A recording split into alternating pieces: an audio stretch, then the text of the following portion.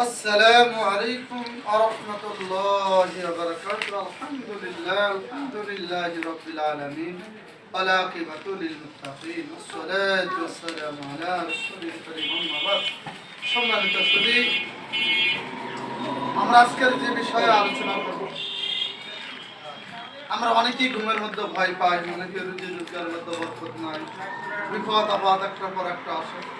আসুন আমরা জেনে নাই রুজি রোজগার কি করলে রুজি রোজগার বরকত বেড়ে যাবে, কোন কাজ করলে রাত্রে ঘুমের মধ্যে ভয় পাবে না, ছেলে মেয়েরা ঠিক থাকবে। আসুন আমরা জেনে নাই। সম্মানিত ভাইয়ের আমার, প্রথমে আমরা আয়াতুল কুরসি করব। আয়াতুল কুরসি এমন একটা জিনিস যার আমলের মাধ্যমে মানুষের আপদ বিপদ দূর হয়ে যায়, ঘুমের ভেতর ভয় পায় না, জিন শয়তান কবির শয়তান থেকে হেফাজত হয়। আসুন আমরা আয়াতুল কুরসি একবার করে নেই। الله لا إله إلا هو الحي القيوم لا تأخذه سنة ولا نوم له ما في السماوات وما في الأرض من ذا الذي يشفع عنده إلا بإذنه يعلم ما بين أيديهم وما خلفهم ولا يحيطون بشيء من علمه إلا بما شاء وسع كرسيه السماوات والأرض ولا يؤوده حفظهما وهو العلي العظيم. الحمد لله. আল্লাহ রাব্বুল আলামিন আয়াতুল কুরসির মাধ্যমে জানা দিয়েছে আল্লাহ তাআলা তিনি ছাড়া আর কোনো মাবুদ নেই, তিনি চিরজীবী ও চিরস্থায়ী, তাকে তন্দ্রা স্পর্শ করতে পারে না, নিদ্রাও না। আসমান সমূহে এবং পৃথিবীতে যা কিছু আছে সবই তার। কে এমন আছে যে তার অনুমতি ছাড়া তার কাছে সুপারিশ করতে পারে? তাদের সামনে বর্তমানে ও ভবিষ্যতে যা কিছু আছে তার সবই তিনি জানেন। তার জ্ঞানের কোনো বিষয় তার ইচ্ছে ছাড়া কেউই আয়ত্ত করতে পারে না। তার অবস্থান আসমান সমূহ পৃথিবীতে ছড়িয়ে আছে। এই উভয় আসমান ও পৃথিবীর সংরক্ষণ করার কাজ তার পক্ষে সামান্য কষ্টকর হয়নি। তিনি সর্বোচ্চ ও সর্বশ্রেষ্ঠ। সম্মানিত ভাইয়ের আমার, আসুন আমরা জেনে নেই আয়াতুল কুরসি কোন সময় আমল করলে আল্লাহ রাব্বুল আলামিন বিপদ থেকে আমরা দূরে থাকতে পারি। আসুন তাহলে জেনে নেই। হাদিস শরীফে বর্ণিত আছে, যে ব্যক্তি ফজরের নামাজের পর এবং রাতে ঘুমানোর সময় আয়াতুল কুরসি রীতিমতো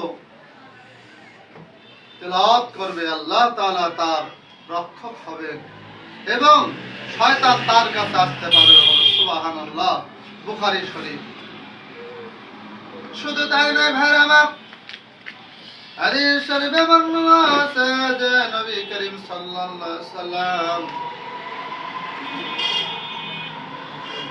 সময় আজরাইল আলাইহিস সালাম বলেছেন, যে ব্যক্তি প্রত্যেক ফরজ নামাজের পর একবার করে আয়াতুল কুরসি তেলাওয়াত করবে, আমি তার রূহ অত্যন্ত আরামের সাথে হরণ করে নেব।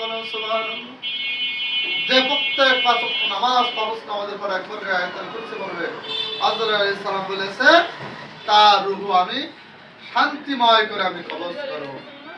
কি করে? শান্তিময় করে। তাহলে আমরা প্রত্যেক নামাজের পরে আয়াতুল কুরসি তেলাওয়াত করব। শুধু তাই নয়, রাতে একাকী রাস্তায় চলার সময় আয়াতুল কুরসি তেলাওয়াত করতে থাকলে জিন দাও পরি, জিন শয়তান কবির শয়তান ভূত কোনো কিছুই তার ক্ষতি করতে পারবে না। সম্মানিত ভাইরা আমার, শুধু তাই নয়, এই হাত লেগে ঘর বা দোকানে বাগানে দরজায় রক্ষায় রাখলে রুজি বৃদ্ধি হবে এবং চুরি ডাকাত অগ্নি দাহতে রক্ষা হবে, আগুন জ্বলবে না।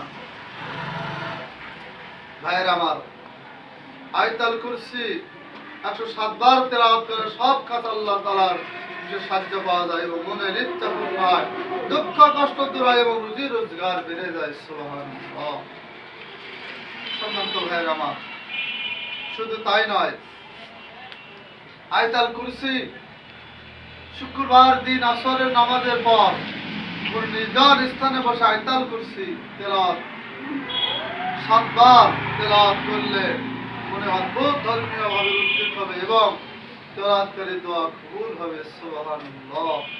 সম্মানিত ভাইয়ের আমার, শুধু তাই নয়, পীর জনাব মহিউদ্দিন আল আরবি রহমতুল্লাহ বলেন, যে ব্যক্তি 40 দিন পর্যন্ত এই আয়াতুল কুরসি তেলাওয়াত করবে তার মনের আশা পূর্ণ হবে এবং নবী করিম সাল্লাল্লাহু আলাইহি সাল্লামের জিয়ারত লাভের নসিব হবে।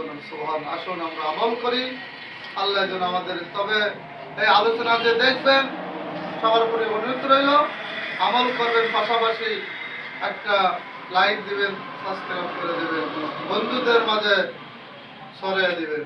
আসসালামু আলাইকুম রহমতুল্লাহি ওয়া বারাকাতুহু।